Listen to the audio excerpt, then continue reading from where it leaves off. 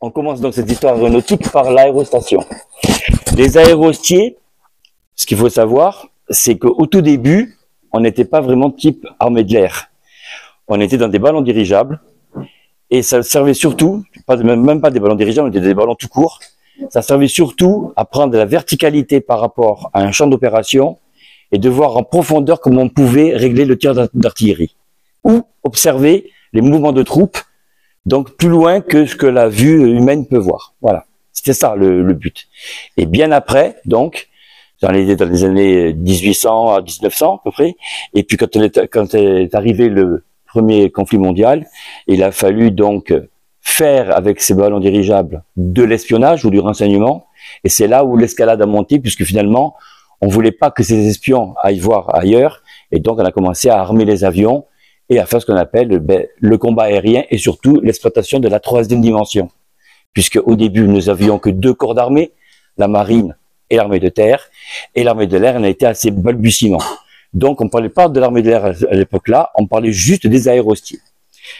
Dans les aérostiers, donc, nous avons donc des femmes et des aéronautes, bien sûr, puisqu'on parle des femmes. Et le but ce soir, c'est exclusivement ça, c'est parler donc de ces femmes qui ont fait toute cette histoire. Parce que pourquoi, jusqu'à maintenant, on n'en a pas trop parlé, ou pas du tout, c'est que cette domination masculine, et donc tous ces faits historiques qu'elles ont pu faire, mais finalement, c'était occulté. Et donc, en recherchant, il y a eu pas mal de gens qui ont quand même écrit des livres dessus, où on recueillit des témoignages, et au fur et à mesure, donc, les langues se sont déliées, et puis des gens ont voulu aller plus loin que de se cantonner à ce que faisaient les hommes, et donc il y a eu des écrits qui ont été faits, des traces, et aujourd'hui, je dis pas que j'ai la prétention de recenser l'ensemble des femmes, parce qu'il y en a énormément quand j'ai fait mes recherches, j'ai essayé de focaliser sur les plus importantes, donc vous allez voir des noms qui vont, pour certains, vous interpeller, pour d'autres un peu moins, et surtout pour faire le lien avec la base, parce qu'il faut toujours qu'on fasse ce lien avec cette base d'Istres, les quelques femmes qui ont fait donc des exploits donc sur la base ou qui ont servi de support pour faire leur aide aérien ou pour faire leur record du monde. Voilà. Donc on revient aux aérostiers. L'Académie des sciences affirmait à l'époque que les organes féminins n'étaient pas assez solides pour sortir indemnes d'une telle expérience. Pour vous dire un petit peu jusqu'où on était rendu quand même. Pourtant, le 8 juin 1784, Elisabeth Thibault, une Lyonnaise, pourtant, elle a un nom un peu à consonance anglaise, prend place avec Monsieur Florent à bord d'une montgolfière baptisée la Gustave, en hommage donc et en l'honneur de Gustave III de Suède qui était en visite à Lyon. Elle fut donc l'une des premières femmes aéronautes de l'histoire et la première à effectuer un vol avec du gaz, puisque le ballon à l'époque était donc sustendu avec du gaz. En 1805, Sophie Blanchard a été donc la première aéronaute. Elle a volé régulièrement en tant que pilote. Parmi tous ces grands noms, d'aérostiers, figure son nom.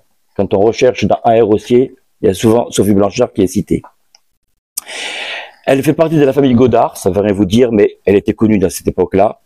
Et donc, elle donne une lettre de noblesse des femmes qui commencent à être donc des aérostières. Le 8 juillet 1908, vous voyez, on se rapproche un peu plus, Marie-Thérèse Pelletier est la première femme qui a quitté le sol dans un aéroplane, puisqu'on ne parlait pas encore d'avion ni de jet, hein, mais c'était un aéroplane, en qualité de passagère. Et donc, à bord d'un aéroplane piloté par Delagrange et Turin.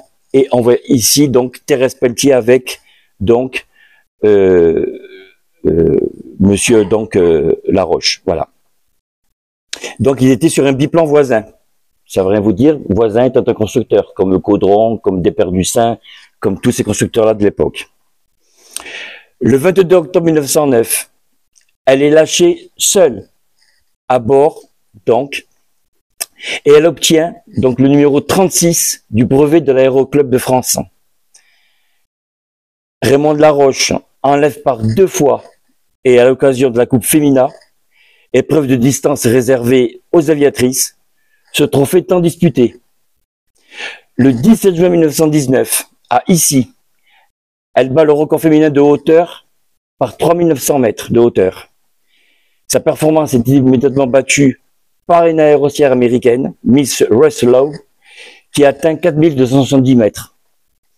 Aussitôt, Raymond Laroche, qui était assez obstiné, et vous verrez que toutes ces femmes-là ont quand même quelque chose qui est bien fort, c'est le caractère bien trempé qu'elles ont, se remet en piste et reprend son bien en s'élevant à 4800 mètres. Voilà. On défile. Alors, j'espère que ça a marché.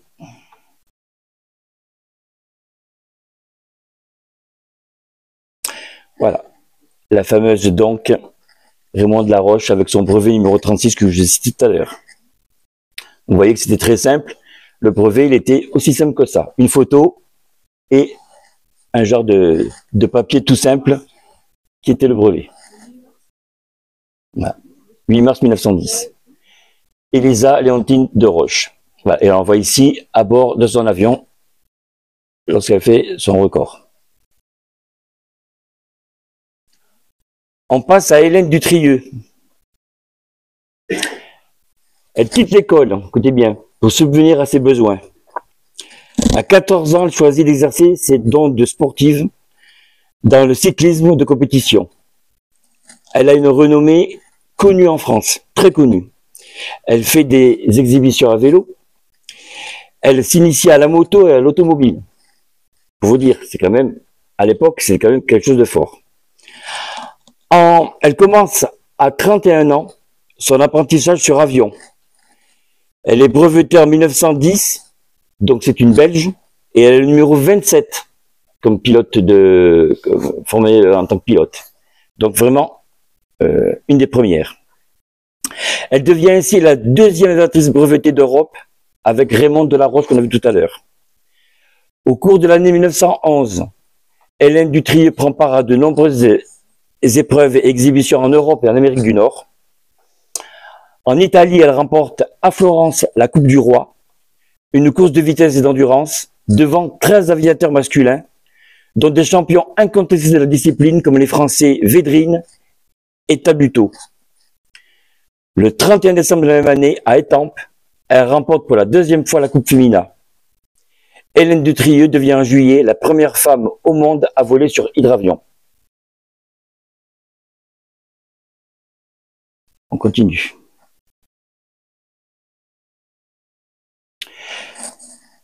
Marie Marvink. Si vous la connaissez pas, si vous avez jamais vu ce que c'était qu'un casse-cou, vous en avez une en face de vous. Elle avait plusieurs donc surnoms. On l'appelait la fiancée du danger, la reine de l'air ou Marie Casse-cou. Entre 1908 et 1910, elle s'illustre dans les compétitions de ski, de luge, de patinage et même de bobsleigh. Elle va conquérir ainsi 17 records mondiaux.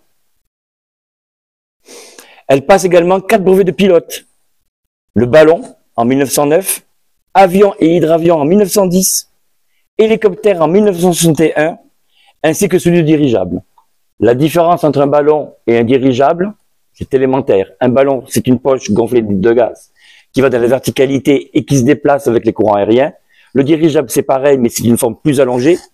Et vous avez des moteurs, et là, c'est vous-même qui le dirigez. C'est pas le phénomène aérien. D'où dirigeable, on dirige. Voilà.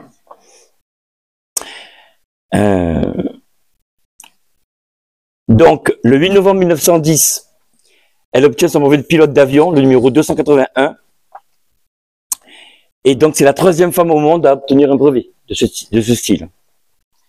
Non seulement pionnière de l'aviation, elle est licenciée en lettres et parle 7 langues. Au cours de la Première Guerre mondiale, ayant suivi des études d'infirmière à la faculté de médecine de Nancy, elle créera l'aviation sanitaire. Tout au long de sa vie, Marie Marvink restera active. Le 20 février 1955, pour son 80e anniversaire, accompagnée par un officier de l'US Air Force, elle volera au-dessus de Nancy à bord d'un chasseur supersonique américain, McDonnell F-101 Voodoo. C'était, à l'origine, ces avions-là, c'était vraiment exceptionnel que quelqu'un vole dessus, ou puisse voler même en version biplace. elle a eu le droit.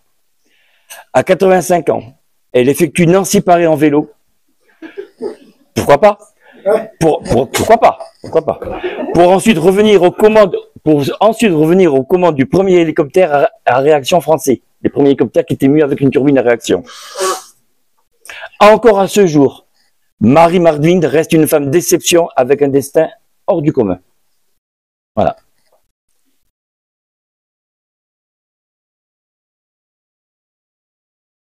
Je vais rester sur elle et je vais vous parler de quelque chose d'un peu plus fort et je vais vous mettre un petit film. On arrive donc dans la période du premier conflit mondial. Et on parle entre autres de la base d'Istres. La base, elle est créée en fin 1916, comme certains, je l'ai dit tout à l'heure. Elle commence la formation des pilotes en février 1917. À l'armistice, l'école d'aviation d'Istres, donc l'armistice du 11 novembre, ça reste uniquement qu'une école de formation d'aviateurs. Durant cette courte période, la base alors a breveté 2770 brevets de pilotes. Vous imaginez, de février 1917 à l'armistice de novembre 1918. L'une des clés de la victoire est due à une indiscutable supériorité technique et industrielle. Les femmes ont largement contribué à l'effort de guerre. Elles deviennent mécaniciennes et ouvrières et font partie des munitions nettes, comme on disait, comme jadis évoqué. C'est grâce en partie à ces femmes qu'il a été possible de construire en 4 ans et 5 mois plus de 51 000 avions, dont 9 500 ont été livrés à l'étranger. Pour la même période, 92 000 moteurs ont été fabriqués. Et vous allez savoir que dans les industries lourdes d'armement, la population féminine représentait à peu près 70% du personnel. Il faut le savoir, ça aussi. L'entretien de ces avions imposait d'importants moyens techniques, regroupant des métiers aussi différents que menuisier, bourrelier, chaudronnier, charpentier et entoileuse. C'est ainsi que Joséphine Nesme, connue sur la base d'Istres, avec 3 autres jeunes femmes, ont œuvré aux côtés de leurs camarades masculins pour la gloire des ailes françaises. Cette Joséphine Nesme, c'est une Istréenne. Elle est née le 19 août. Elle rentre à l'école aéronautique d'Istres à l'âge de 17 ans, en tant qu'entoileuse. C'était quoi, entoileuse? C'était tout simple. On prenait une toile avec un badigeon mélangé avec de l'huile et de la colle, et on badigeonnait pour raidir donc cette toile qui était souple, pour qu'elle devienne dure, résistante, plus ou moins au choc, et on faisait donc ce qu'on appelle le fuselage de l'avion, la carcasse de l'avion. Ah, c'était ça leur rôle. Elle épousera donc Jean Berthoud le 21 septembre 1923, et elle suivra son mari qui devient chef de gare à Cuisery, en Saône-et-Loire. Elle quitte ses activités militaires donc. Au cours de la Seconde Guerre mondiale, son mari est arrêté par les Allemands et fusillé sur le quai de la gare, le 24 août 1944. Elle décédera le 13 mars 2004, vous voyez que c'est pas si vieux que ça, à la maison de retraite de Grance, à l'âge de 103 ans. Pour rendre hommage à son engagement, son courage et son dévouement, une rue de la base aérienne 125 d'Istres porte son nom depuis le 13 mai 2005. Et un petit film. On va parler de ça. Oh là. Oh,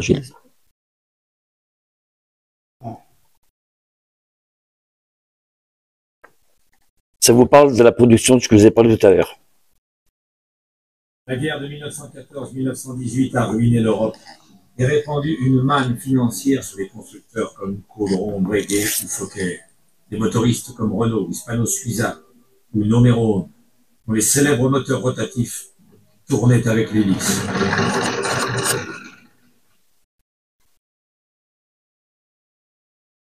Il est difficile d'imaginer aujourd'hui ce que cet effort industriel représentait en termes de magasins de pièces détachées, d'ateliers de réparation et de mécanique. 2 ans après le déclenchement des hostilités entre l'Empire d'Allemagne et les alliés français et britanniques, la France dispose déjà de près de 10 000 amis. Cette séquence montre les femmes de la WRAF, Women's Royal Air Force, en train de construire des spotters 1,5. Elles ont très largement contribué à l'effort de guerre britannique. Les femmes se révèlent particulièrement efficaces a accéléré le rythme paresseux de la production aéronautique britannique. Les spotters arrivent sur le front à la fin de mai 1916, juste avant la bataille de la Somme. Ce sont des avions de chasse et de reconnaissance anglais, les premiers du Royal Flying Corps, à disposer d'une mitrailleuse synchronisée tirant à travers l'hélice.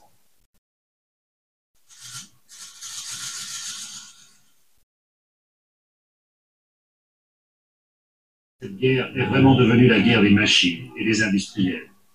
Les chiffres de production des avions sont effarants. L'Allemagne a construit pendant la guerre 38 000 avions. L'Angleterre en a construit 49 000. Et la France, 51 000. Le prix moyen d'un avion était de 17 000 francs en 1918. 17 000 francs or. Breguet, à lui seul, a fabriqué 5 500 Breguet 14.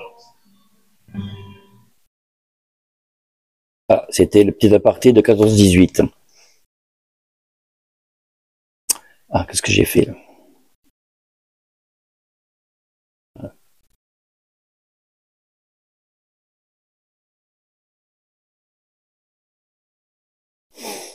Adrienne Bolland, bon, c'est celle qui l'a entendu parler.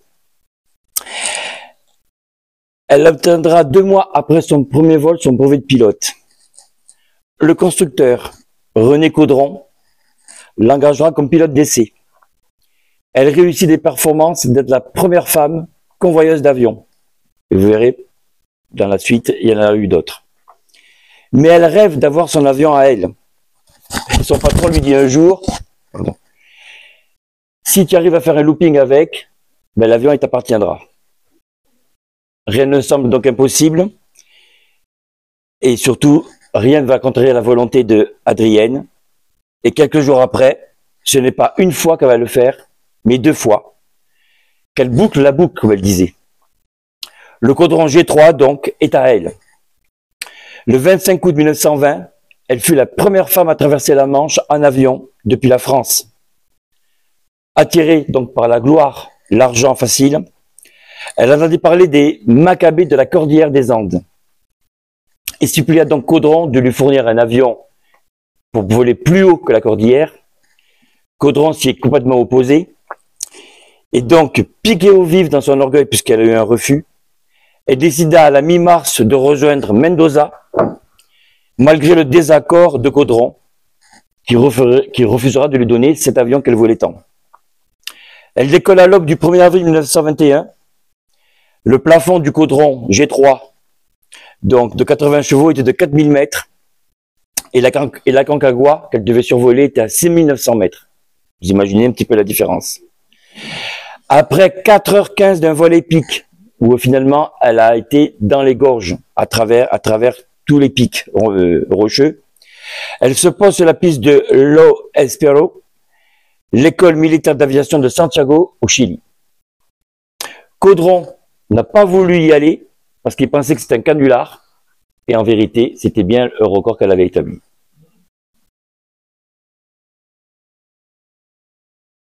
Adrienne Bolland. Mary Lady Hutt. Avant de devenir pilote, elle s'était déjà fait remarquer dans le milieu du sport, parce que vous verrez aussi que toutes ces femmes-là aussi, pour une grande majorité, non seulement elles avaient cette volonté-là, mais en plus, elles étaient quand même sportives. Lors de ses études, elle se distinguera au tennis et au hockey, et participera au saut en hauteur. En première femme britannique, elle lancera aussi le javelot. Elle fut aussi la première femme à sauter en parachute depuis un avion. En 1925, elle commence à prendre des cours de pilotage, et en 1926, elle obtient son brevet. Elle établit toujours en 1926 le record mondial d'altitude pour avion léger à plus de 19 000 pieds.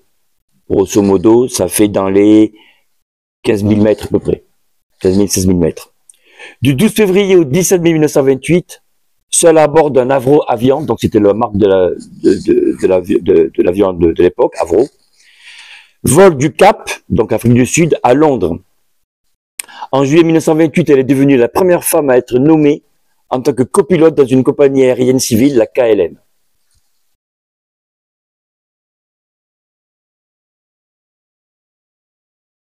Un peu plus connue, Maryse Bastier, née Marie-Louise Bombec. Le 29 septembre 1925, elle obtient son brevet de pilote. Une semaine après, elle passe avec son avion sous les câbles d'un pont transbordeur de Bordeaux. Pourquoi pas? Au lieu de passer au-dessus du pont, on passe en dessous. L'année suivante, son mari, Louis Bastier, trouve la mort dans un accident d'avion. Elle ne se décourage pas et elle décide d'acheter son propre avion, un Caudron C-109 à moteur de 40 chevaux.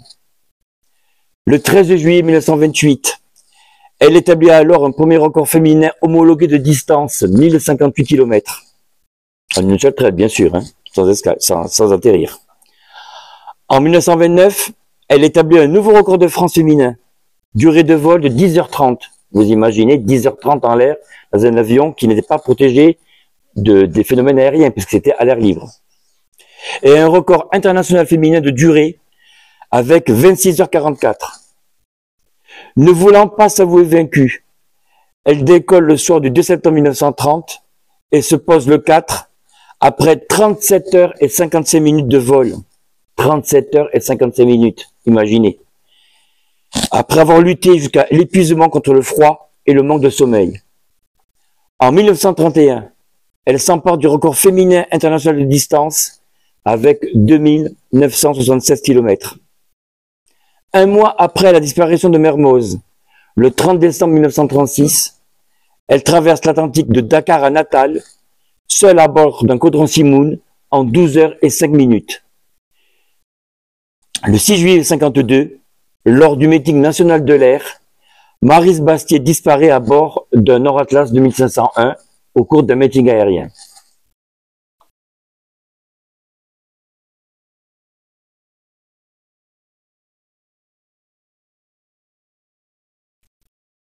La frêle et très jolie Léla Berstein, pratiquement pas connue du monde aéronautique. Mais pourquoi on en parle? Parce que ça a été une pilote qui a fait un record à départ de la base d'Istres. D'origine russe, née à Leipzig, en Allemagne, excusez-moi, sera naturalisée française en 1932. Elle obtient donc son brevet de pilote à Olna. Sans fortune, elle doit se battre en permanence pour parvenir et satisfaire sa passion du vol. À sa troisième tentative, le 19 août 1929, elle franchit d'un coup d'aile Istres à Sidi El Barani en Égypte, sur un avion qui pour moi n'en est pas un, et je vais vous faire voir la photo. Voilà, un petit avion comme ça, tout petit. Et donc, la distance établie est de 2268 km. Elle est le second pilote et la première femme à traverser la Méditerranée après l'exploit de Roland-Garros, datant du 23 septembre 1913. En 1930, elle s'attaque au record de durée que détient Maryse Bastier. En 1932, elle prépare un nouveau raid qui consiste à relier Biskra en Algérie à Bagdad, en survolant le sud tunisien. À Biskra, le petit Farman est renversé par une tempête, parce que les avions à l'époque étaient tellement légers que dès qu'il y avait un vent un petit peu fort, il se retournait. Les dégâts sont minimes, l'aviatrice est accueillie et entourée par de nombreux amis, mais elle est épuisée physiquement et moralement. Le 3 juin, elle se fait conduire en taxi dans le désert, puis renvoie son chauffeur. On retrouvera son corps 2 jours plus tard après d'une bouteille de champagne et d'un tube de médicaments vide. Comme ça.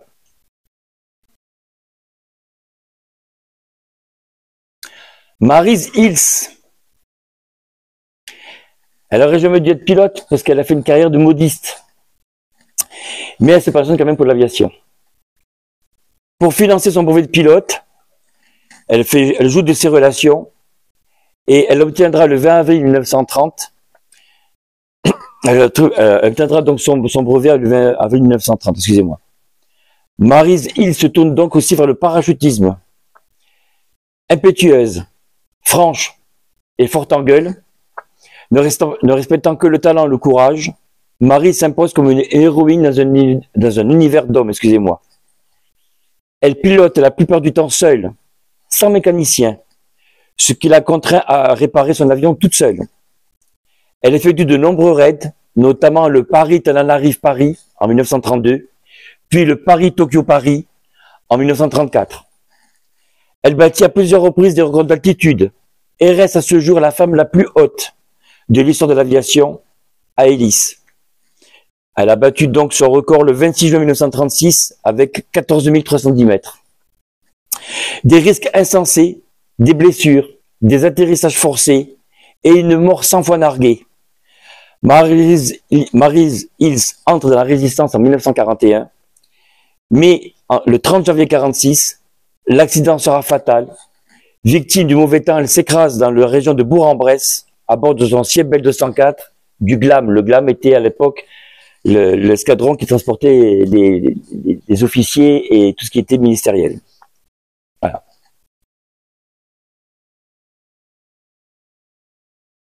Hélène Boucher,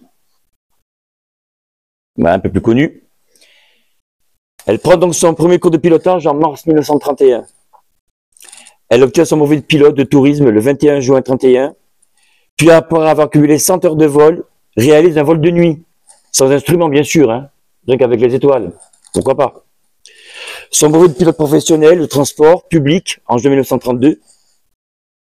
Après plusieurs participations à diverses manifestations, le 2 août 1933, elle fait le premier record du monde, celui d'altitude féminin, pour avion léger, deuxième catégorie, avec 5900 mètres. En septembre 1933, elle se lance dans l'acrobatie aérienne. Elle deviendra la meilleure acrobate du monde. En juin 1934, Hélène Boucher signe un contrat avec la nouvelle société Caudron-Renault. Et le 8 août 1934, aux commandes d'un Caudron-Renault monoplan de 140 chevaux, Hélène Boucher enlève d'une part le record international de vitesse, toute catégorie sur 100 km, à 412 km/h, et d'autre part le record de 1000 km à la moyenne de 409 km/h. Le 11 août, elle s'adjuge le record du monde féminin à 445 km/h, et le 30 novembre 1934, la femme la plus vite du monde se tue bêtement lors d'un vol d'entraînement sur son Caudron Rafale. Un petit film. Alors pourquoi là je vous baisse non.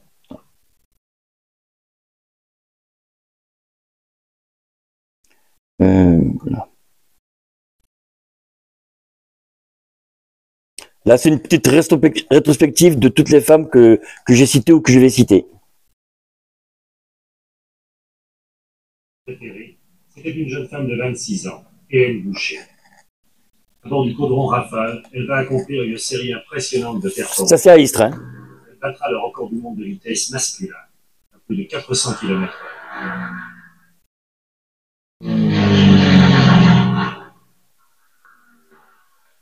C'est les grandes époques de l'aviation féminine.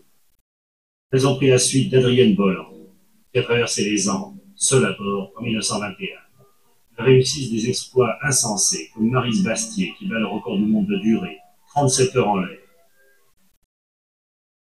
Comme Maryse Hills, qui bat le record d'altitude, en montant à 14 000 mètres. Comme l'anglaise Amy Johnson, qui vole jusqu'en Australie.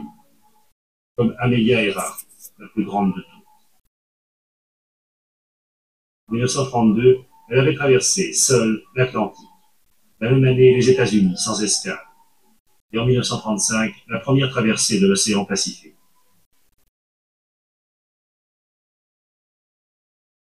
Avec Amelia Earhart, l'aviation avait atteint un sommet. Le sommet de la popularité dans le cœur de millions et de millions d'habitants de la planète.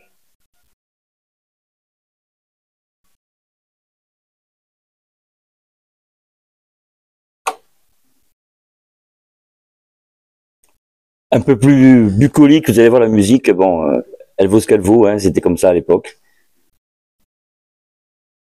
Ça reprend en partie ce que l'on a vu tout à l'heure.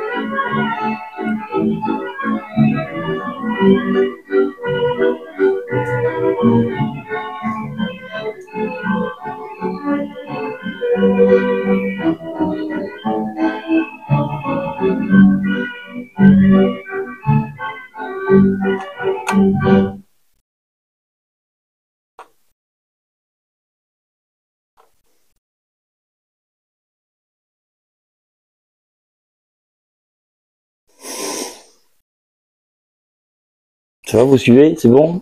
On continue. On essaie. Monsieur, s'il vous plaît. Oui. Toutes ces heures de vol, elles ont des carburants, elles ont combien de carburants? Eh ben, donc, alors, ce qu'il faut savoir aussi, c'est qu'à l'époque, il n'y avait pas de ravitaillement. Donc, l'avion, pour qu'il soit avec un maximum d'apport de carburant, on l'allégeait au maximum. Donc, très peu de moyens de navigation. C'était qu'un réservoir avec des ailes, et on faisait ça d'une traite. Ah. Donc, il y avait une grosse contenance. Il y avait une grosse contenance, mais il y avait aussi un gros risque. C'est-à-dire que, n'ayant pas d'appareil pour vous diriger, il fallait quand même se fier quand même au flair de l'aviatrice pour garder le cap. Donc, nous, ce qu'on a appris aussi, c'est que pour tenir la distance, souvent, ils avaient des sextants de marins, et ils faisaient le poids avec les étoiles. Voilà, pour avoir un petit peu un cap et maintenir le cap. Milita Schenk Grafin von Stauffenberg, excusez-moi le terme, mais bon, voilà. D'origine juive, hein, malgré son nom, mais comme elle se marie avec Gustav Stauffenberg, donc elle a pris son nom. Elle étudie les mathématiques, la physique et l'ingénierie, et donc elle se spécialise dans l'aéronautique, dans l'université de Munich. Elle prend ses premières leçons de vol en 1928. En 1936, elle est démobilisée de la Luftwaffe, qui était l'armée de l'air allemande de l'époque, à cause de son ascendance juive. Le 28 octobre 1937, elle obtient le grade de capitaine aviateur, flag capitaine, comme ils disent maintenant, et devient la seule femme allemande, après Anna Reicht, à recevoir ce grade. Elle a finalement obtenu des brevets pour toutes les classes d'avions de combat, ainsi que celui de pilote acrobatique et de planeur, malgré qu'elle soit juive. Au début de la Seconde Guerre mondiale, Milita travaille pour la Croix-Rouge, mais la Luftwaffe la mobilise de force et l'affecte au centre d'essai de Rechlin, qui était le centre d'essai donc patenté des Allemands à l'époque, qui se trouvait dans le nord de l'Allemagne, pour tester la mise au point des appareils de visée pour les bombardiers en piqué Stuka, le fameux Stuka, le bombardier qui avait une sirène et qui terrifiait tout le monde et qui était attaqué par cet avion-là. Elle effectua elle-même près de 2500 vols en piqué. 2500 vols en piqué. Pour vous dire que c'est quand même hyper physique, puisqu'à l'époque, il n'y avait absolument rien pour protéger l'organisme. Donc, elle se prenait l'accélération de la verticalité et la ressource de l'avion, c'est-à-dire quand on reprend de l'altitude, se faire écraser sous son siège. C'est ça, c'est la force de la pesanteur, comme on dit. Hein. Donc, il fallait quand même avoir une certaine ossature et une certaine pugnacité.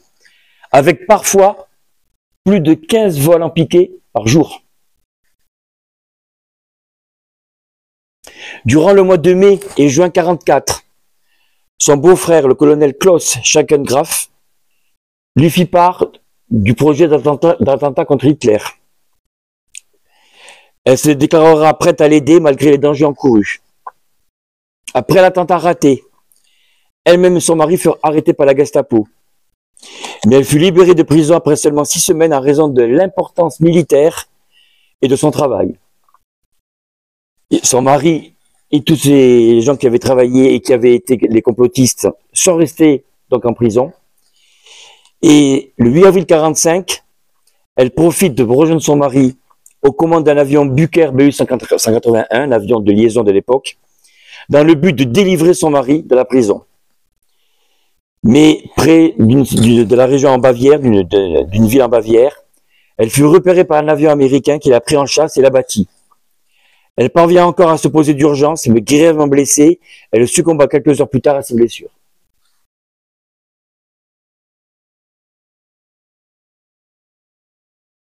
Une autre Allemande, Anna Reicht. une des aviatrices importantes en Allemagne.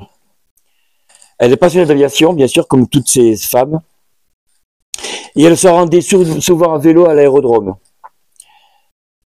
Elle obtient son brevet de pilote, de planeur et d'avion à moteur en 1932 à Berlin. Dans la même année, son premier record, le record féminin de durée de vol en planeur avec 5h30 passées en l'air. À partir de juin 1934, elle travaille comme pilote d'essai à l'Institut allemand de recherche chez les planeurs. Elle pulvérisera le record de distance parcourue en planeur avec une distance de 305 km en planeur. En 1937, elle est détachée au centre d'essai en vol de la Luftwaffe et donc elle a eu l'occasion de tester des avions militaires, des Stuka, des bombardiers et des avions de chasse.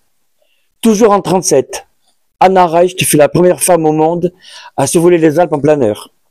Elle fut également la première femme au monde à piloter l'hélicoptère Focke-Wulf FSW-61, les tout premiers hélicoptères que les Allemands avaient mis au point et qui après se généralisera par la suite. Construit en secret ce Focke-Wulf, donc par Henry Focke. Elle effectuera également des essais avec le Dornier DO-17, qui est un bombardier moyen allemand, ainsi que le Henkel 111, et pour vérifier si les câbles d'acier des ballons de barrage britanniques pouvaient être sectionnés à l'aide d'un dispositif qui était fixé sur l'avion. Une genre de grande pince, de grande mâchoire qui devait sectionner les câbles. En 1942, Reicht vola donc à Augsbourg sur le premier avion fusée au monde, le Messerschmitt 163 Comet, et elle participera également aux essais effectués sur les missiles V1 qui ont bombardé l'Angleterre dans les années 44-45 dans sa version de test piloté pour voir si l'engin pouvait planer ou pas. Face à la situation catastrophique de l'Allemagne nazie, elle tente de mettre sur pied un groupe de pilotes quasi suicidaires qui devait utiliser des Messerschmitt 328 fixés sur le dos d'un bombardier et donc éperonner les avions en l'air. Le projet sera abandonné. Capturée par les Américains en mai 1945, elle fut détenue comme prisonnière de guerre durant 18 mois. Dans les années 70, elle obtient encore plusieurs records dans différentes catégories. Anna Reicht vola jusqu'à la fin de sa vie. Elle s'éteignit en 1979 à l'âge de 67 ans suite à une défaillance cardiaque le 29 mars.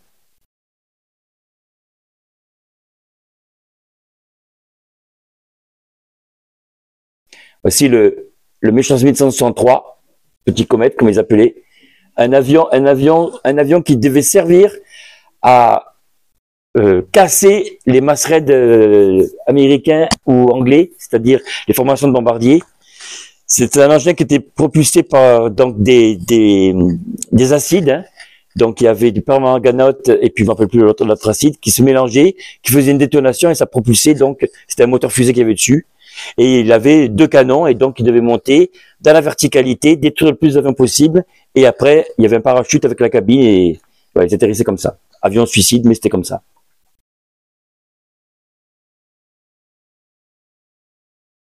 Amelia Earhart, 24 juillet 87 à 1937. Elle est née en 1897, pardon. En 1920, un baptême de l'air lui donne la passion pour le vol et qui changera toute son existence. Elle se classera peut-être comme la plus grande femme pilote du monde, compte tenu de ses performances, sans vouloir faire ombrage aux autres. Toujours plus haut était sa devise, et toujours plus loin.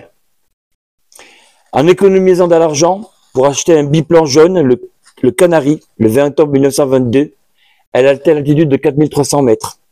Record pour une aviatrice à cette époque. Première femme à traverser les États-Unis en solitaire, de New York à Los Angeles, aller et retour, 1928.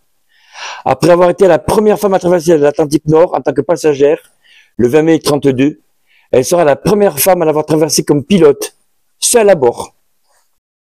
Elle pilotait alors un Lockheed Vega, Lockheed étant le constructeur, et vola de Terre-Neuve jusqu'en Angleterre, où elle atterrit à Londonderry. Alors qu'un équipage américain venait de s'engloutir dans le Pacifique, en tentant la redoutable traversée des États-Unis jusqu'aux îles Hawaï, Amelia Earhart, malgré l'interdiction du gouvernement américain, s'envola seule à bord sur le même trajet, le 12 janvier 1935. Elle couvrira les 3875 km en 18 heures et 16 minutes. Elle est portée en triomphe. C'est pas parce qu'il s'agit d'une femme. Elle est le premier pilote à avoir accompli cet exploit, avec d'autant plus de mérite qu'aucun dispositif de sécurité, aucun bateau de secours n'avait pu être mis en place sur l'océan. Elle accomplira d'autres exploits, mais on ne diffie pas la mort longtemps. Le 2 juillet 1937, le nom d'Amelia Earhart entre dans la légende. Après avoir été vue pour la dernière fois à Ali, en Nouvelle-Guinée, alors qu'elle tentait avec son navigateur Fred Noonan de faire le tour du monde par l'Est, en passant par l'Équateur, sur un bimoteur Lockheed Electra, elle disparaît. On n'a jamais retrouvé son corps ni l'équipage. Les hypothèses, ils pensent que c'est dû à une erreur de navigation, il y en a eu plusieurs, suivi d'une panne sèche au-dessus de l'océan.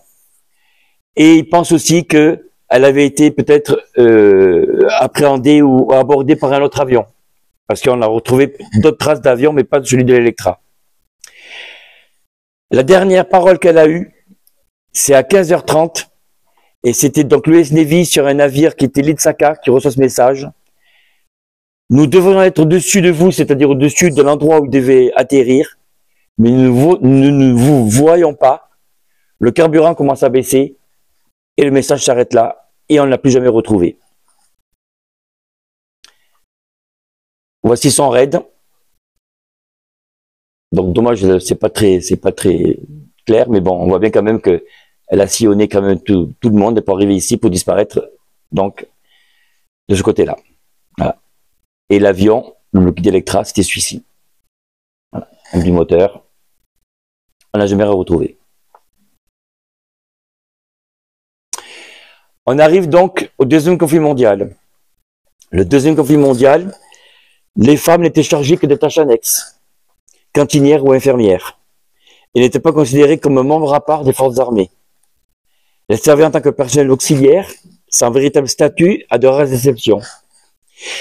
Les seuls qui ont été vraiment exceptionnels dans ce cas-là, ça a été Maryse Bastier, Maryse Hilst, Paulette Bray et Claire Roman, qui étaient sous-lieutenants dans l'armée. L'initiative du marquis de Noailles créa au sein de la Croix-Rouge française des infirmières pilotes parachutistes, secouristes, qu'on appellera dans l'armée de l'air les IPSA. Pendant la Seconde Guerre mondiale, les femmes se voient attribuer donc des nouveaux rôles et servent à titre civil. Les contingents féminins, donc, divergent par leur mission. Les seules femmes pilotes qui combattirent pendant la guerre officiellement, et en grand nombre, furent les soviétiques. On parle encore d'eux actuellement, mais c'était comme ça. On les appelait les sorcières de la nuit. Elles étaient 400. Et donc, les sorcières de la nuit, on les voit ici sur une page.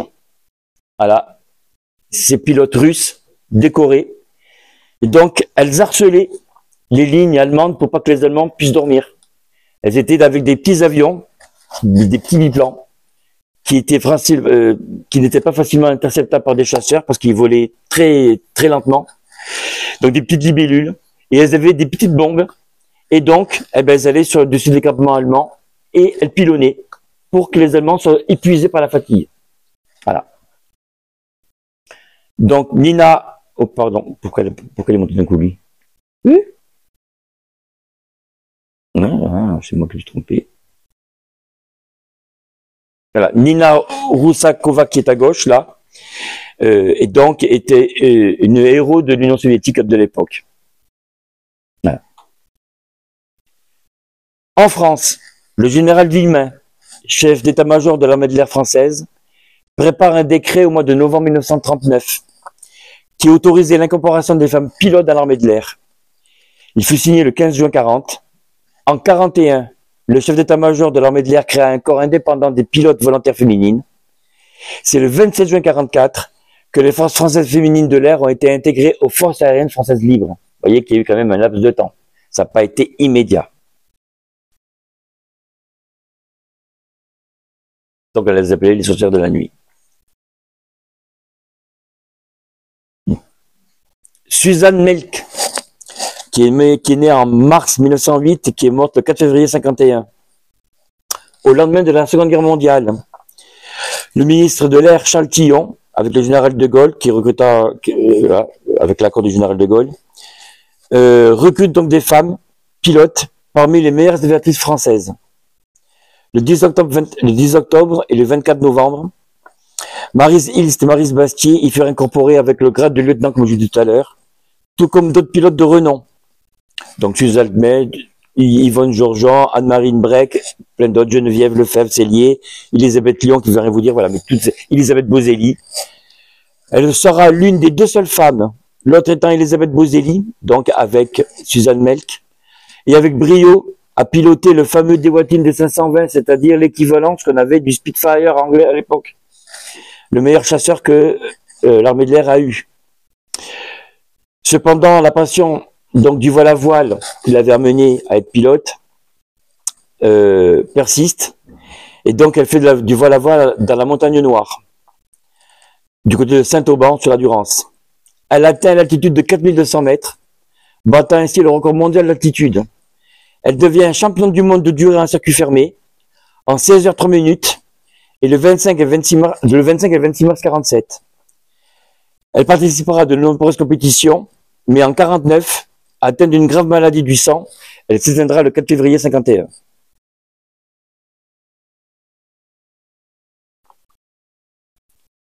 Elisabeth Boselli, qui est née le 11 mars 1914 et décédée le 25 novembre 2005. Elle est détentrice de 8 records du monde. Le 12 février 46, elle devient la première femme pilote de chasse de l'armée, de l'air française. En mai 47, elle se tourne vers le voile à voile. Elle bat une première fois le record du monde féminin à l'altitude, atteignant 4800 mètres, puis une seconde fois en avril 48 avec 5600 mètres. L'année 52 marque un grand virage dans la vie de celle-ci. Elle devient la présentatrice solo de la patrouille acrobatique, qui deviendra la future patrouille de France, sur Stamp, un avion biplan anglais. En juin 55, elle sera lâchée sur réacteur. Donc déjà, une femme qui commence à voler sur réacteur. On arrive à une période un peu plus proche de nous, années 50-60. Jacqueline Cochrane et Jacqueline Auriol. Mais on va d'abord parler de la pilote américaine. Elle grandit dans la pauvreté. Elle suit des cours pour devenir esthéticienne. Et elle prend ses premiers cours de pilotage en 32. Elle maîtrise rapidement les techniques de l'aviation et de la navigation en vol. Elle fonde une entreprise de cosmétiques qui ne cesse de croître et de prospérer. Et donc, elle a quand même cette idée d'être la première femme à utiliser l'aviation et surtout à faire de la compétition. En 1935, Jacqueline Cochrane devient la première femme à participer à la compétition d'aviation transaméricaine, le trophée Bendix, et le 26 juillet 1937, elle s'octroie le record national féminin de vitesse à 328 km/h, atteint au cours d'un vol de 1000 km. Suite à son échec sur l'autre trophée Bendix de 1935, elle se lance en quête de records qu'elle ne veut pas exclusivement féminin. En 1938, elle prend donc sa revanche et elle remporte en pilotant un avion de chasse, Severzewski, c'est un constructeur de l'époque. En 1941, elle convainc les autorités d'enrôler des pilotes féminins et de leur confier les missions de convoyer les appareils depuis leur lieu de fabrication jusqu'aux unités. Puisque ce qu'il faut savoir, c'est que les États-Unis étant sur deux fronts, le front européen et le front du Pacifique, très éloignés donc des unités de production, il fallait pas monopoliser des hommes pour pouvoir convoyer les avions. Donc c'était exclusivement des équipages féminins. L'effort de guerre est aussi passé par là, il faut le savoir, il faut le rappeler, que ces femmes-là ont volé sur tous les avions d'armes qui ont fait la guerre, donc et qui ont contribué à combattre les Japonais d'un côté et à combattre les Allemands de l'autre. Le refus est systématique pour qu'elle soit convoyeuse. Seulement, les Américains lâchent un petit peu du lest et ils estiment que certaines femmes pourraient prétendre à faire ça si elles avaient au minimum 500 heures de vol. Mais l'obstination d'être enrôlée comme pilote paie et le général Arnold accepte de prendre à l'essai 50 aviatrices, les plus expérimentées, pendant un trimestre. En 1943, l'unité est transférée à Houston, sur Avenger Field, sous le contrôle de l'US Army Air Force. Leur entraînement est le même que celui des élèves masculins. Chacune devait totaliser au moins 200 heures de vol à l'arrivée. chiffre qui s'est rabaissé à 75 heures. Mais le 20 décembre 1944, les WASP, puisqu'on les appelait comme ça, les Women's Air Service Pilots, et ATA pour les Anglais, sont conviés à rentrer au foyer. Le gouvernement n'a pas voulu reconnaître leur contribution. Les WASP n'ont jamais eu droit au statut de militaire. Paradoxe. Et pourtant, en 27 mois d'existence, elles ont convoyé 12 650 avions de 77 types différents, parcouru 14 840 000 km, ont perdu 38 des leurs. Il y a eu dans l'effectif des WASP 916 WASP dans l'USAF, non reconnus. En 1948, elle est nommée lieutenant-colonel de réserve de l'armée de l'air américaine. Après la guerre, Jacqueline Cochrane s'intéresse aux avions en réaction. Et le 18 mai 1953, elle devient la première femme supersonique à bord d'un F-86 Sabre, avion qui était le nec plus ultra que l'on pouvait avoir dans les forces à l'époque, à une vitesse de 1049 km/h. Détenue à l'époque par la Française Jacqueline Auriol, sa concurrente mais non moins amie. Elle sera également la seule femme présidente de la FAI, Fédération Internationale Aéronautique, de 58 à 61.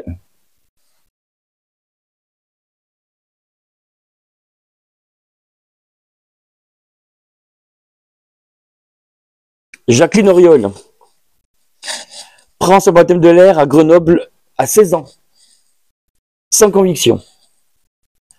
En 1938, elle épouse Paul Orion, fils de Vincent Auriol, le futur président de la 4e République. Par défi et par goût du sport, elle apprend à piloter un biplan Stamp et obtient ses brevets de pilote et son second degré en 1948. L'aviation donc devient une passion, le déclic s'est fait.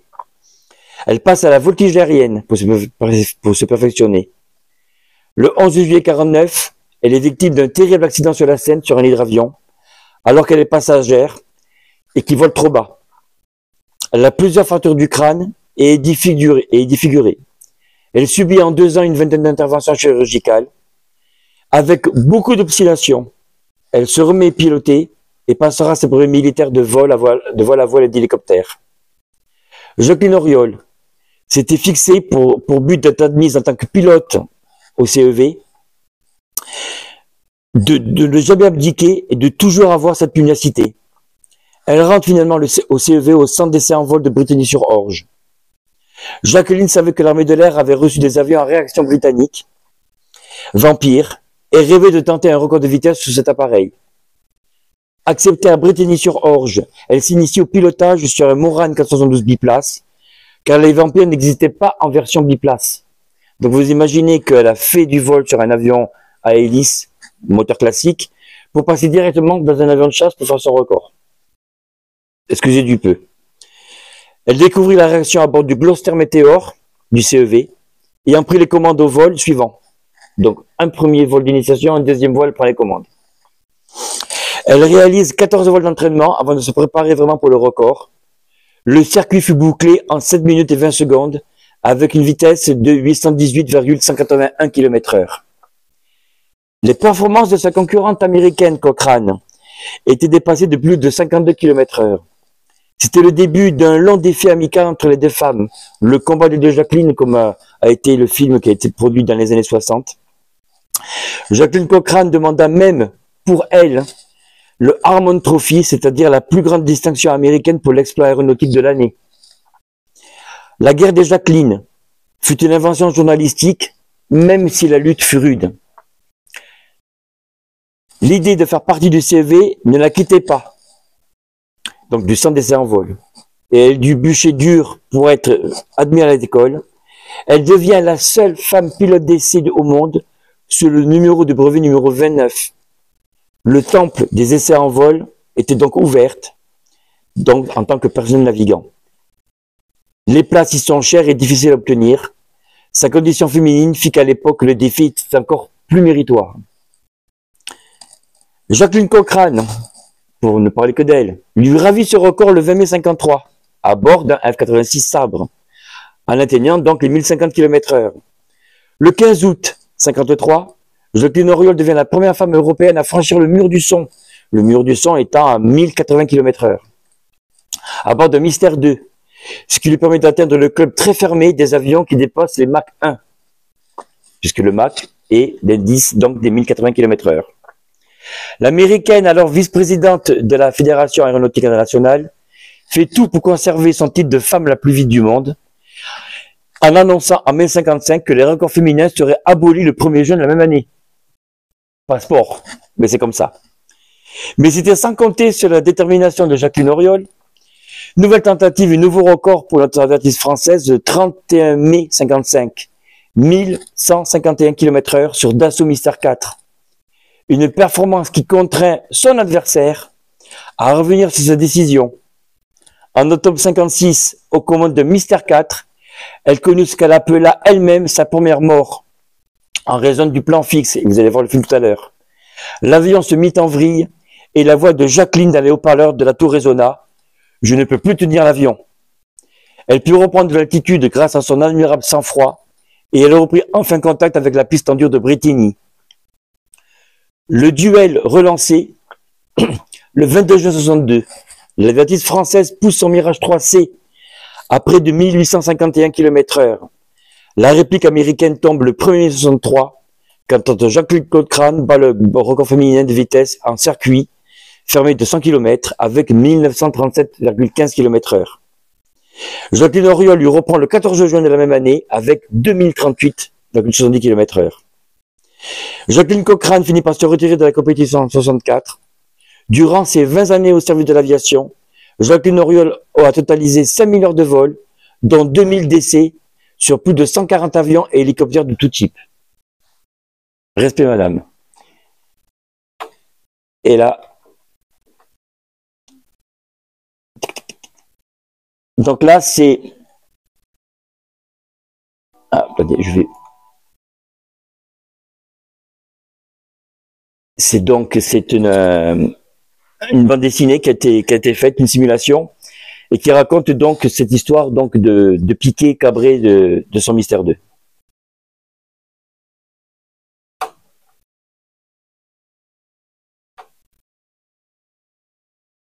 Il me suffit, aujourd'hui encore, de fermer les yeux pour me retrouver là-bas.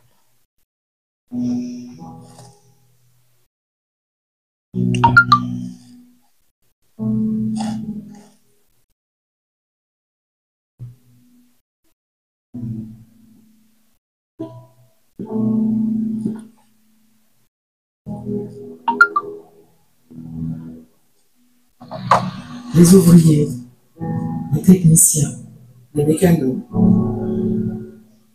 tout était clair.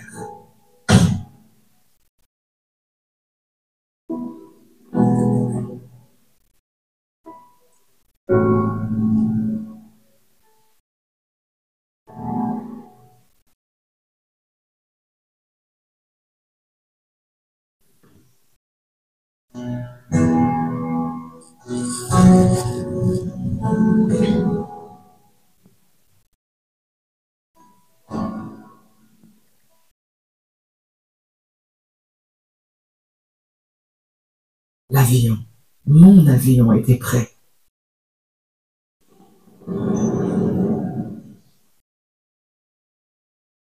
L'animation est tirée de faits réels quand même. Hein.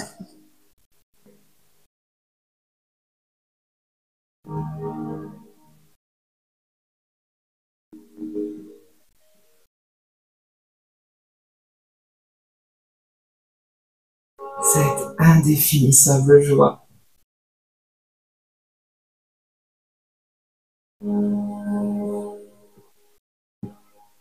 À l'heure du premier vol, je savais déjà tout du nouveau-né.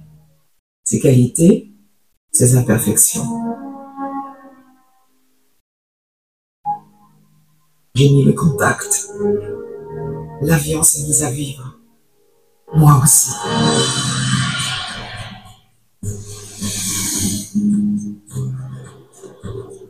Le chant du moteur, les balancements, l'air familier, solide et bienfaisant, l'air qui bascule, le ciel qui chavire, les champs ensoleillés, soudain, prennent la place du ciel. Et nous dansons. Nous dansons. C'est merveilleux. C'est merveilleux.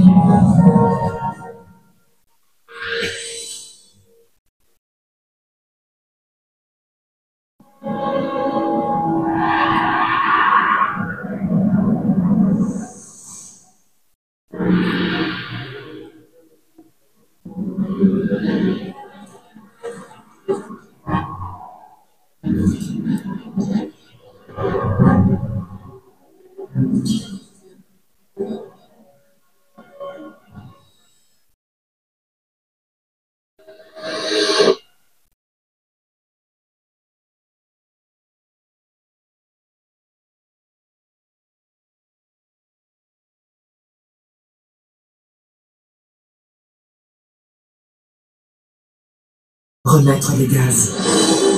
Agir sur le rayon de virage. Réduire le moteur.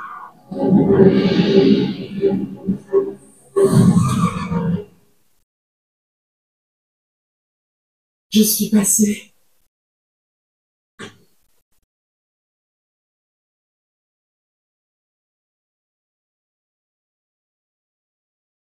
L'avion tremblait.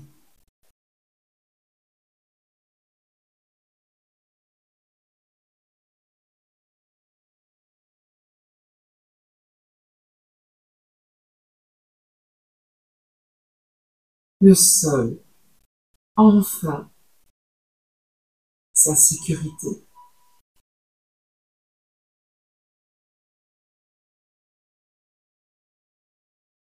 Ingénieur, mécanicien, météo, rythme, la cadence, la vitesse. L'avion, l'air et moi, nous formions un tout. Je sentais les rayons dorés traverser la tôle de l'avion, me traverser tout entière.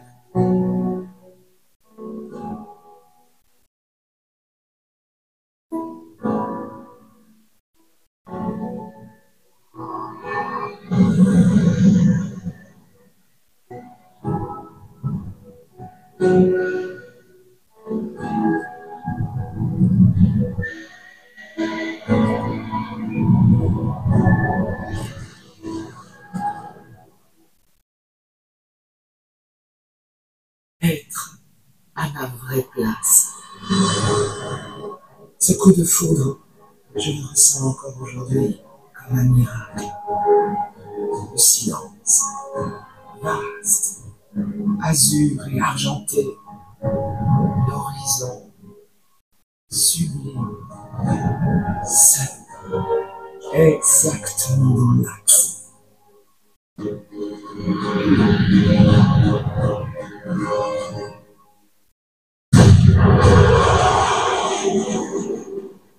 L'essentiel.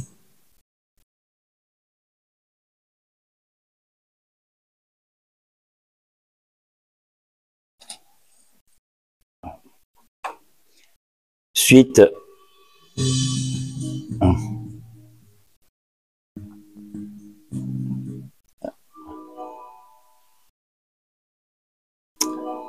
Pourquoi? Non. Donc je disais suite à cet accident, quand ça l'a atterri, les mécanos ont vu qu'elle n'était pas dans son état. Et ils ont posé la question, ils ont dit, mais à la tour de contrôle, tu nous as dit que, quand on a entendu dire que tu n'arrivais pas à redresser, ils ont dit, oh non, mais ça va, ça s'est débloqué. Bon. Et elle s'en va. Et le mécano commence à regarder l'avion, et vous savez qu'un mécano, il a de l'expérience, et il sait où il doit regarder pour voir si la cellule a bien encaissé les phénomènes d'accélération, ainsi de suite.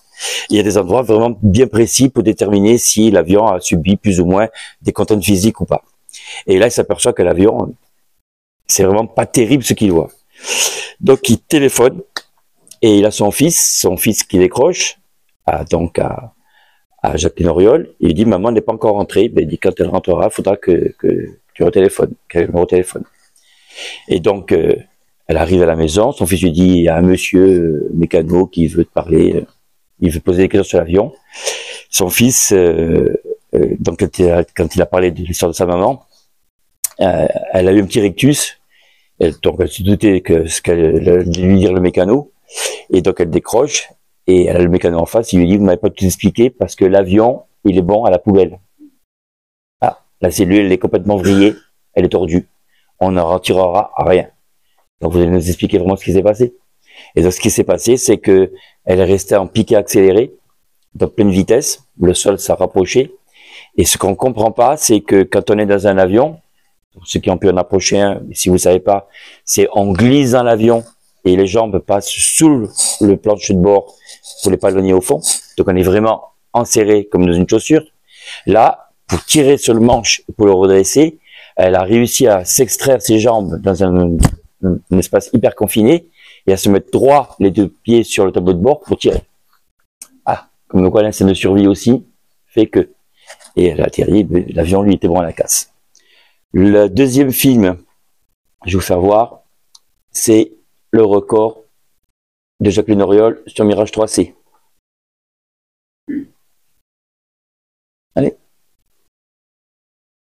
Pourquoi il veut pas? Allez.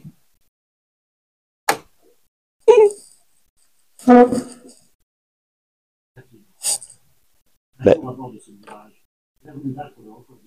Ah. 14 juin 1960. C'est la dernière tentative de record de Jacqueline Auriol. Dernier épisode d'une lutte de 10 ans contre sa grande rivale américaine. Jacqueline Auriol. En 1949, elle avait été victime d'un accident effroyable. 1 an d'hôpital, une série longue et pénible d'opérations. Mais elle n'avait pas abandonné. Elle était venue pilote d'essai. Un club pourtant très fermé, réservé aux orchestres. C'était autour d'elle, attentive, à son service. Toute une équipe qui l'adore. Ceux du centre d'essai en vol, mécanos, spécialistes, ingénieurs d'essai.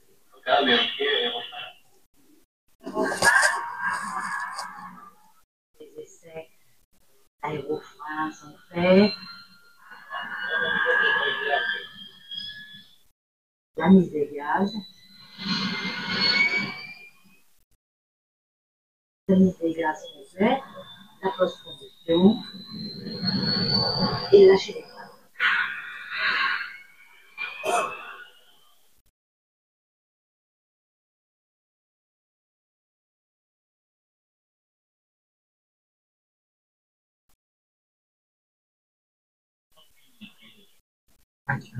Que ressent-elle au-delà de la vitesse du son? La joie d'avoir dans la main quelque chose de. En fait, d'exercer soi-même une impulsion et de faire obéir comme ça, tant de puissance. Ça, c'est peut-être plus agréable à faire pour une femme que pour un homme. C'est-à-dire que moi, je n'ai jamais exercé beaucoup mon autorité sur les êtres, mais j'avoue que l'exercer sur les avions, ça a toujours été merveilleux. 2038 km/h, record battu. Retour à la base, avec un record de plus. Un jour, sans doute, on s'étonnera de notre étonnement. Comment une faible femme dans ce monstre d'acier et pourquoi pas? Toutes ces femmes, Jacqueline Auriol, Elisabeth Boselli, Valérie André, Jacqueline Cochrane, toutes ont dû leur célébrité à cette injustice qui réserve l'aviation aux seuls hommes. Elles ne furent que des pilotes, comme les autres. Et c'est bien ce qui changeait Jacqueline Auriol en roulant vers le parti. Ok. Elle agissait et pensait en professionnel, en pilote, tout simplement. Posée normalement et heureuse, et bien sûr, je savais que j'allais avoir des gens qui avaient préparé avec moi ce record et qui avaient été aussi essentiels que moi-même dans sa préparation et dans sa réussite. Je savais qu'ils allaient m'attendre et qu'ils allaient probablement être plus heureux que moi. Parce que moi, j'allais perdre cette espèce de moment fantastique qu'est l'amitié, la cohésion d'équipe autour d'un record. Et je suis sortie de là.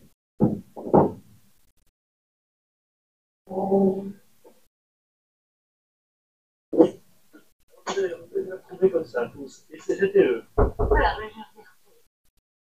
je sais. C'est vrai, c'était eux. Bien, on est très heureux. Et Moriol m'a demandé une peigne. C'est pas fait. Ça n'empêche pas d'avoir une touche de féminité. Hein. Soulagement, parce qu'on craignait toujours d'avoir le petit pépin qui nous empêche de poursuivre les vols jusqu'à ce que le record soit obtenu.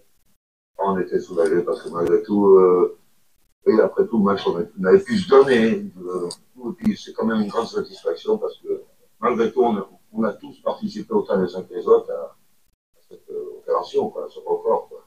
L'aurais-je fait si vous n'aviez pas été là? J'ai l'impression qu'elle est un peu trop modeste dans tout ce qu'elle a dit. Ah oui, toujours trop modeste, bien sûr. Un des meilleurs pilotes du monde.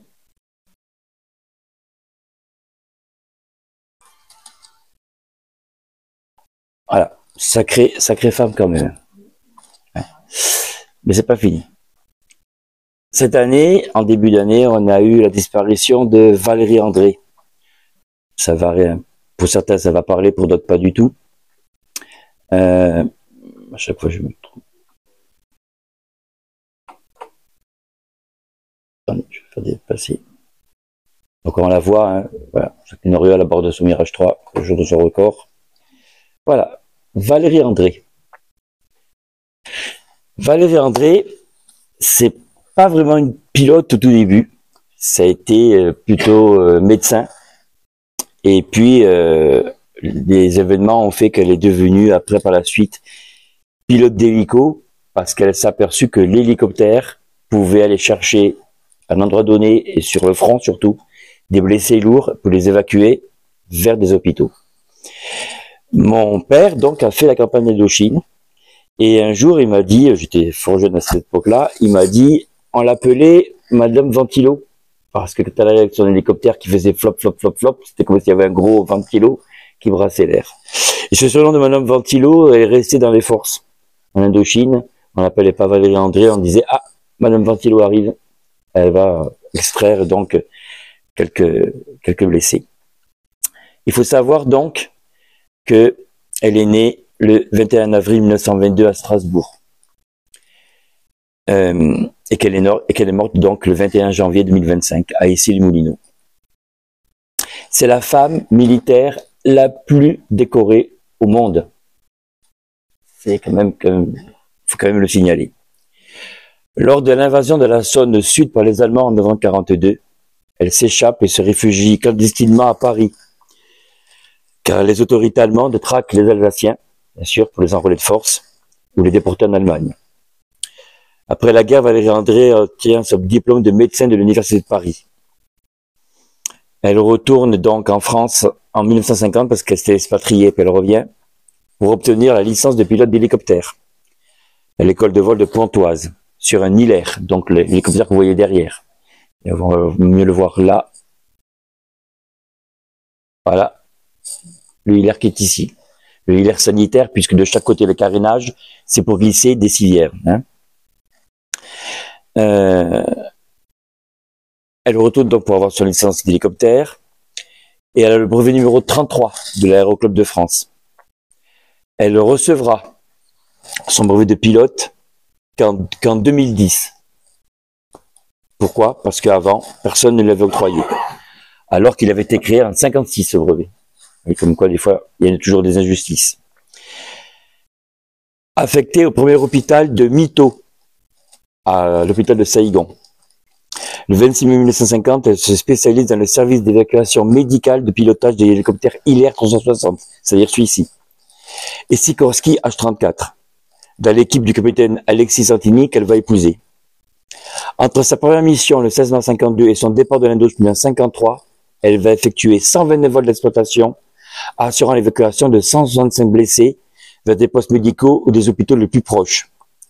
Devant ses exploits face au feu ennemi, elle répondait « Il n'y a pas de mission périlleuse, il y a seulement des missions qu'il faut accomplir à tout prix, car il en va de la vie humaine. » Il faut savoir que son hélicoptère est venu souvent criblé d'impact, mais est toujours vivante.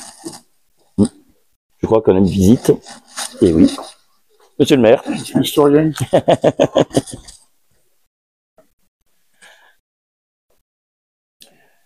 Le 14 avril 52, elle devient la première femme à apponter sur un porte-avions, le Haro-Manche, en baie d'Along. Elle participera à la médecine générale avec donc Frédéric Curie et Paul-Émile Victor, et à la création de la Ligue française de secours et de sauvetage aérien, la LIFRASA. Le 5 septembre 53, elle rentre au centre d'essai en vol de Brittany-sur-Orge et elle fournit une assistance médicale aux équipages.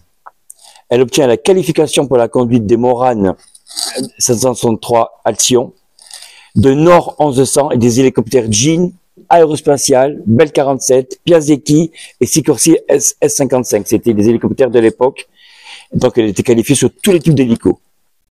Elle participera à différents vols expérimentaux. Et dans cette période, elle participe à la création du laboratoire de médecine aérospatiale. De 59 à 62, elle sert en Algérie, en tant que commandant adjoint du service médical de la base aérienne 142 de Boufarik, puis en tant que commandant de l'hélicoptère de service de sauvetage stationné sur la base aérienne 146 de la Régia, près d'Oran. Devenu pilote d'hélicoptère d'activation, donc Alouette 2, Jean, Alouette 3, les Sikorsky et les Vertol. En 3 ans de service, elle effectue plus de 350 missions.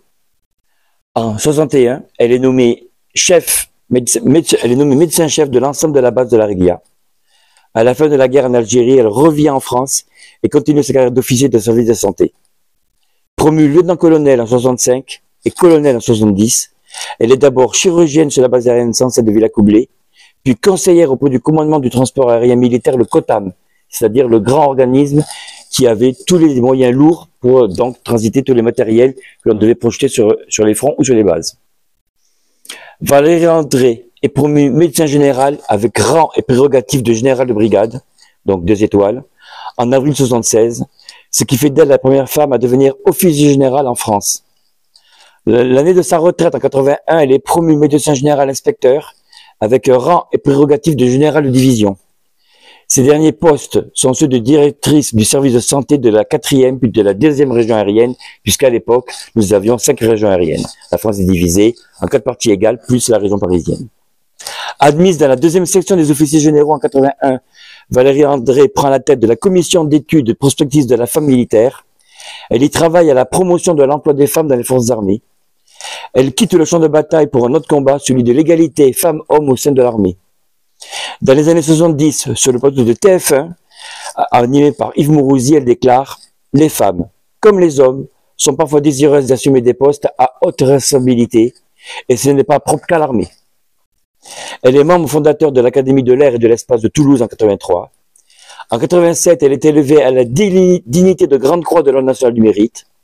En 99, le président de la République, Jacques Chirac, l'élève à la dignité de Grande Croix de l'Ordre national de la Légion d'honneur. Elle est la 3e femme à recevoir la plus haute distinction française après Geneviève de Gaulle et Germaine Tillon. Elle est la femme, donc la militaire, la plus décorée au monde. Le 2 septembre 2010, écoutez bien celle-là, elle est très forte, au cours d'une cérémonie spéciale sur la base aérienne 107 de Villacoublay, et en présence du général d'armée aérienne Jean-Paul Poloméros, à l'époque le chef d'état-major de l'armée de l'air et de l'espace, elle reçoit enfin le numéro de brevet de pilote d'hélicoptère militaire numéro 001, avec effet rétroactif à la date du 16 novembre 56. Voilà. On ne peut être qu'admiratif de cette femme pilote. Elle a consacré sa vie pour et envers les autres. Elle a fait bien plus que son devoir de militaire avec résilience, pragmatisme et don de soi. Elle est et elle restera une des figures emblématiques de l'histoire de l'armée de l'air et de l'espace. Juste pour vous dire les quelques décorations qu'elle a eues. Quand je dis quelques, c'est un euphémisme, hein. Grande Croix de la Légion d'honneur. Elle est grand officier le 17 septembre 81 et chevalier le 25 février 83. Grande Croix de l'Ordre national du mérite en 87. Croix de guerre des théâtres d'opération extérieures avec palme de bronze. Croix de guerre des théâtres d'opération extérieures avec aussi une palme de bronze, 5 citations et 4 palmes. Croix de la valeur militaire avec 2 citations. Toutes les citations, c'est pour des faits d'armes, hein. Quand on parle de citations dans les armées, c'est forcément des faits d'armes. Médaille de l'aéronautique, médaille d'honneur du service de santé des armées, échelon or, médaille commémorative de la campagne d'Indochine, médaille commémorative des opérations de sécurité et de maintien de l'ordre en Algérie. Les décorations étrangères, Croix de la Vaillance du Canada, commandeur en chef du mérite et commandeur en chef de la Légion of Merit des États-Unis, médaille de la Liberté avec Palme d'Or États-Unis le 29 juillet 54, chevalier de l'Ordre national du Vietnam, République du Vietnam, Croix de la Vaillance, République du Vietnam, et 3 palmes, 2 étoiles vermeilles, 2 étoiles en argent et 1 étoile de bronze. Voilà, excusez du peu. Et pour finir, sur une note pas très très gaie, mais bon, alors voici, donc Valérie André, avec donc Grande Croix de la Légion d'honneur. Je vais passer, parce qu'on n'a plus trop le temps. Voilà. On va finir avec la personne que vous avez vue tout à l'heure, la pilote que vous avez vue tout à l'heure. Donc Caroline Laigle, première pilote de chasse. Et donc, à savoir que, disparue prématurément suite à un cancer foudroyant, l'armée de l'air, donc, a décidé de l'honorer en donnant son nom sur la base de Bordeaux-Mérignac. Donc, à cet instant-là, à cette cérémonie-là, qui a fait partie de l'ordre du jour numéro 43, le général Mille, qui était à l'époque le chef d'état-major de l'armée de l'air et de l'espace, la cite donc dans l'ordre du jour suivant que je vais vous lire, et qui était fait donc dans cette cérémonie et face donc aux invités, à la famille et aux militaires qui étaient ici présents. Officiers, sous-officiers, militaires du rang et personnel civil de la base aérienne 204. La force de notre avenir repose sur la force de notre histoire et sur le dévouement des hommes et des femmes qui portent l'épervier. L'épervier, c'est le petit oiseau que l'on a depuis bientôt 90 ans. 90 années d'existence que nous célébrerons cette année sur notre base aérienne et au mois de juin sur les lieux de nos origines, aux petites écuries de Versailles. Dans ce contexte, la cérémonie d'aujourd'hui revêt un intérêt tout particulier. Car baptiser une base aérienne, lui donner un nom, c'est aussi au fond lui donner un sens.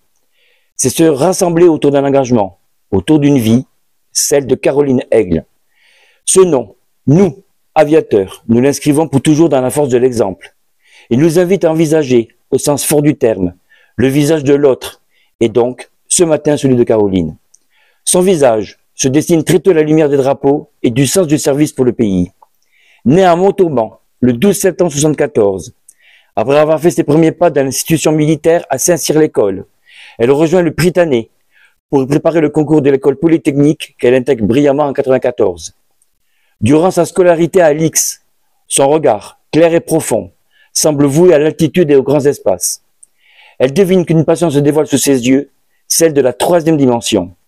Elle s'engage alors en 1997 dans l'armée de l'air et intègre l'école de l'air directement en 3e année, puisqu'en ayant fait les polytechniques, donc elle était direct admise en 3e année. Là-bas, elle se distinguera notamment pour son goût de l'effort et son palmarès de victoire en triathlon militaire. Sa progression en vol est à la hauteur de ses ambitions et elle reçoit son brevet de pilote de chasse des mains même du chef d'état-major de l'armée de l'air et de l'espace le 28 mai 1999. Affectée à Dijon, à l'escadron de chasse 2 Côte d'Or, elle devient la première femme pilote de chasse aux commandes d'un Mirage 2000-5. Caroline s'intègre parfaitement à cette fraternité du danger, à cette communion des aigles, faite de réflexes et d'audace.